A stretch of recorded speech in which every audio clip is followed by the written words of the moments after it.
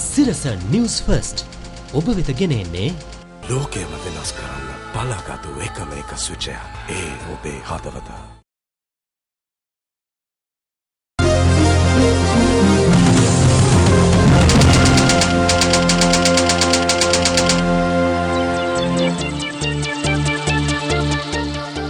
අයිබෝන් වෙකෝනේ news first රාත්‍රී 10 ප්‍රධාන ප්‍රවෘත්ති ප්‍රකාශය සමගයි.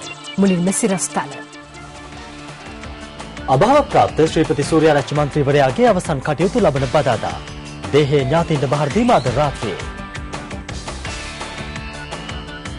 ප්‍රචණ්ඩ ක්‍රියා හේතුවෙන් සිවිල් ජනතාවට එල්ලවන තර්ජන ඉහළ ගොස් ඇතැයි රතුකුරුස කමිටුව පවසයි.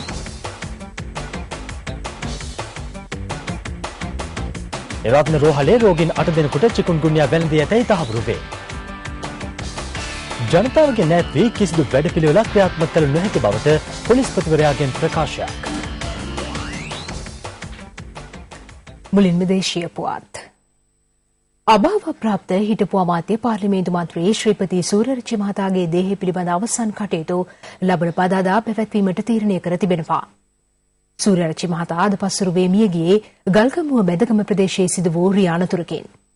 ඒ මහතාගේ ආරක්ෂක නිලධාරීන් 3 දෙනෙකුද ජීවිතක්ෂයට පත් වුණා.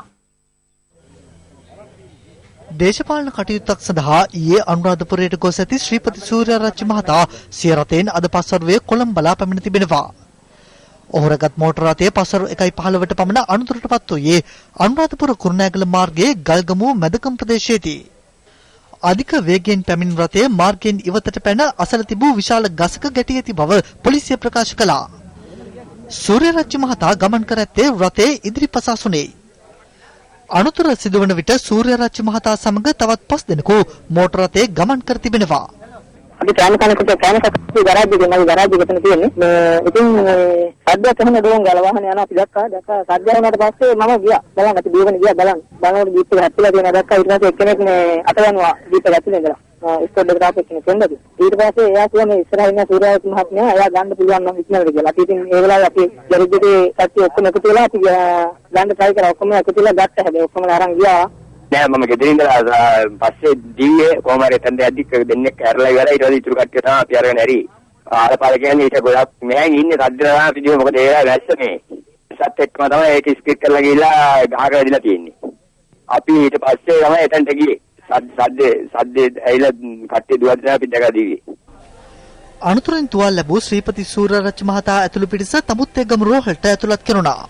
හදිසි අනතුරකින් අභාවප්‍රාප්ත වුණු පාර්ලිමේන්තු මන්ත්‍රී ශ්‍රීපති සූර්යාරච්චි මහත්මයා වෙනුවෙන් අපි බලවත්සේ කනගාටුවත් ශෝකයක් පළ කරනවා. එතුමා ප්‍රජාතන්ත්‍රවාදයේ වෙනුවෙන් අභීතව පිණී සිටු පාර්ලිමේන්තු මන්ත්‍රීවරයෙක්. ඔහු හැම විටම තමන්ගේ හද සාක්ෂියට එකගව කටයුතු කරා. විශේෂයෙන් දූෂණයට විරුද්ධව ප්‍රබල ලෙස හඬ නගපු පාර්ලිමේන්තු මන්ත්‍රීවරයෙක්. ඒ ඔහුගේ හඬ අද යටපත් වෙලා තිබෙනවා. ඒ වගේම ඔහු තමන්ගේ ක්‍රියාදාමයේ පාර්ලිමේන්තු ක්‍රියාදාමයේ නිර්භීතව කරපු නිසාම ඔහුට විරුද්ධව නොයෙක් අභියෝග එල්ල වුණා. නමුත් කිසි විටක ඒවට සැලුනේ නැහැ, යටපත් වුණේ නැහැ. හැම විටම ඔහු තමන්ගේ හද සාක්ෂිය ක්‍රියාවට නංවන්න ජනතාව තමන්ට ලබා දුන්නු වරම ක්‍රියාවට නංවන්න මහන්සි වුණු සහ මඟ පෙන්නපු නායකයෙක්. තමුත්තේගම රෝහලේ දිස්ත්‍රික් වෛද්‍ය නිලධාරී මොහන් ප්‍රේමලාල් මහතා පැවසුවේ රෝහලට ඇතුළත් කරන විටත් සූර්යාරච්චි මහතා මිය ගොස් සිටි බවයි. තුවාල ලැබූ ඔහුගේ ආරක්ෂකින් දෙදෙනා තමුත්තේගම රෝහලේදී මිය ගියා. තවත් ආරක්ෂකින් දෙදෙනෙකු අනුරාධපුර මහ රෝහලට මාර්ග රැවූ අතර එක් අයෙකු මිය ගියේ එහිදී. සූර්යාරච්චි මහතාගේ දේහය පිළිබඳ පශ්චාත් මරණ පරීක්ෂණය සහ මහේස්ත්‍රාත් පරීක්ෂණය අද පස්වරුවේ තමුත්තේගම රෝහලේදී පැවැත්වුණා. මහේස්ත්‍රාත් පරීක්ෂණය පැවැත්වුණේ තමුත්තේගම මහේස්ත්‍රාත් ප්‍රසන්න අල්විස් මහතාගේ ප්‍රධානත්වයෙන්. මේ අතර පොලිසිය පැවසුවේ අධික වේගෙන් රිය ධාවනය කිරීම මේ අනතුරට හේතු වේයි මූලික පරීක්ෂණවලදී අනාවරණ වූ බවයි. මෙවන විට තමුත්තේගම රෝහලේ තැන්පත් කර ඇති සූර්යාරච්චි මහතාගේ දේහය අද රාත්‍රියේ ඥාතීන්ට බාර දීමට නියමිතව තිබෙනවා. අභාවප්‍රාප්ත හිටපු අමාත්‍ය ශ්‍රීපති සූර්යාරච්චි මහතාගේ ජීවන තොරතුරු වලින් බිඳක් මේ. 1962 වසරේ සැප්තැම්බර් මාස 8 වෙනිදා උපත ලැබූ ශ්‍රීපති සූර්යාරච්චි මහතා සහෝදර සහෝදරියන් සිව් දෙනෙකුගෙන් සමන්විත පවුලේ දෙවැනි අය. කඳාන ධර්මාශෝක මහාවිද්‍යාලයෙන් ප්‍රාථමික අධ්‍යාපනය හැදෑරූ සූර්යාරච්චි මහතා තුඩැල්ල ක්‍රිස්තුරාජ විද්‍යාලයෙන් අපොස සාමාන්‍ය පෙළ දක්වා අධ්‍යාපනය ලැබුවා. ඔහු උසස් පෙළ හැදෑරුවේ වත්තල ශාන්තන්තෝනි විද්‍යාලයෙන්. අනතුරුව නාවික හමුදා සේවයට එක් වූ ශ්‍රීපති සූර්යාරච්චි මහතා ඊට සමගාමීව නීති අධ්‍යයන කටයුතුවලද නිරත වුණා. ඔහු එම කටයුතු නිම කළේ 1995 වසරේදී. ලුතිනන්වරයෙකු ලෙස නාවික හමුදාවේ කටයුතු කරමින් සිටියේදී ඉන් ඉවත් වූ ඔහු පසුව 1989 වසරේදී ක්‍රියාකාරී දේශපාලනයට අවතීර්ණ වුණා. එම වසරේම දෙසැම්බර් 5 වෙනිදා දිල්රුක්ෂි පෙරේරා මෙනවිය සමග විවාහ වූ ශ්‍රීපති සූර්යාරච්චි මහතා අභාව ප්‍රාප්ත වන විට දියණියන් දෙදෙනෙකුගේ සහ පුතුන් දෙදෙනෙකුගේ පියේ. ක්‍රියාකාරීව දේශපාලනයට අවතීර්ණ වීමෙන් පසුව ශ්‍රීපති සූර්යාරච්චි මහතා කලක් අත්‍යවශ්‍ය සේවා කොමසාරිස් ජනරාල්වරයා ලෙස කටයුතු කළා. අනතුරුව ප්‍රවෘත්ති නිසි බලධරයා ලෙස සේවය කළ ඔහු ශ්‍රී ලංකා රූපවාහිනී සංස්ථාවේ සහ විදුලි සංදේශ නියාමන කොමිෂන් සභාවේද ඉහළ තනතුරු දරා තිබෙනවා. පළමු වරට 2004 වසරේ පැවති මහමැතිවරණයේදී කැලණිය ආසනය නියෝජනය කරමින් තරඟ කළ ශ්‍රීපති සූර්යාරච්චි මහතා ශ්‍රී ලංකා නිදහස් පක්ෂය නියෝජනය කරමින් පාර්ලිමේන්තුවට පිවිසියා. ඉන් අනතුරුව ඔහු චන්ද්‍රිකා කුමාරතුංග ජනාධිපතිනියගේ රජයේ යෞවන කටයුතු හා ක්‍රීඩා නියෝජ්‍ය අමාත්‍යවරයා හා ආයෝජන ප්‍රවර්ධන හා ව්‍යවසාය සංවර්ධන නියෝජ්‍ය අමාත්‍යවරයා ලෙස කටයුතු කළා. 2005 ජනාධිපතිවරණ සමයේ මහින්ද රාජපක්ෂ මහතාගේ මැතිවරණ ව්‍යාපාරයේ ප්‍රමුඛ කාර්යභාරයක් සූර්යාරච්චි මහතාට පැවරුණා.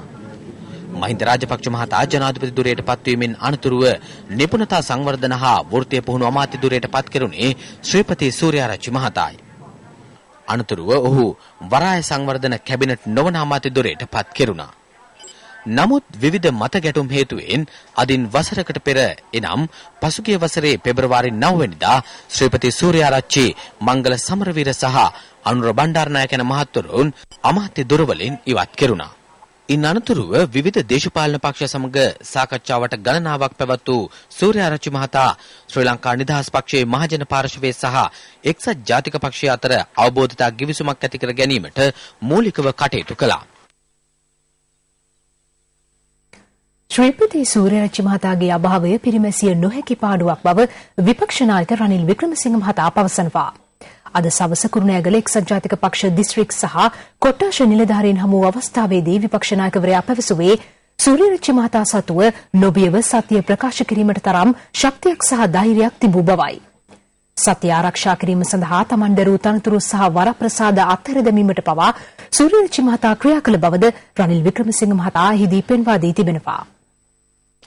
නව වසරේ ආරම්භයේ සිට උතුරු නැගෙනහිර මෙන්ම දකුණේ ප්‍රචණ්ඩ ක්‍රියා ඉහළ යාම හේතුවෙන් සිවිල් ජනතාවට එල්ලවන තර්ජන ඉහළ ගොස් ඇතැයි ජාත්‍යන්තර රතුකොරස කමිටුව පවසනවා.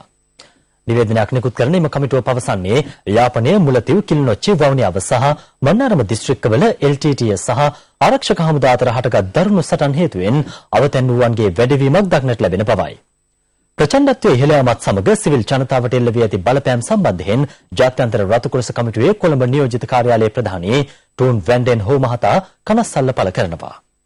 ජාත්‍යන්තර රතුකොරස කමිටුව අවධාරණය කරනුයේ ජාත්‍යන්තර යුද නීතියට අනුව ප්‍රහාර සිදු කළ යුත්තේ සිවිල් ජනයා ඉලක්ක කොට නොව නිවැරදිව හඳුනාගත් ඉලක්ක වෙත පමණක් බවයි. ශ්‍රී ලංකාවේ සංචාරය සම්බන්ධයෙන් ඇමරිකාව එරට වැසියන්ට යලි අනතුරු හැඟවීමක් කරනවා. ශ්‍රී ලංකාවේ උතුරු හා නැගෙනහිර පළාත්වල සංචාරය කිරීම සම්බන්ධයෙන් විශේෂ අනතුරු හැඟවීමක් කරන ඇමරිකානු රාජ්‍ය දෙපාර්තමේන්තුව එරට වැසියන්ගෙන් ඉල්ලා සිටින්නේ මෙරට සංචාරය කිරීමේ අවදානම පිළිබඳව සලකා බලන ලෙසයි. පසුගිය ජනවාරි මාසයේ සිට LTTE විසින් සිවිල් වැසියන්ට එරෙහිව කරනු ලබන ප්‍රහාර ඉහළ ගොස් ඇතැයිද ඇමරිකානු රාජ්‍ය දෙපාර්තමේන්තුව පවසනවා. මෙම අනතුරු ඇඟවීම නොතකා ශ්‍රී ලංකාවේ සංචාරය කරන්නේ නම් ජනතාව බහුලව ගැවසෙන ප්‍රදේශ පොදු උත්සව හමුදා කඳවුරු ආශ්‍රිත ප්‍රදේශවලින් බැහැරව සිටින ලෙසද ඇමරිකානු රාජ්‍ය දෙපාර්තමේන්තුව එරට වැසියන්ට අනතුරු අඟවනවා.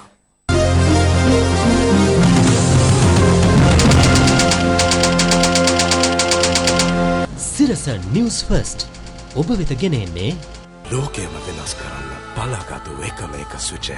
ඒ ඔබේ හදවත.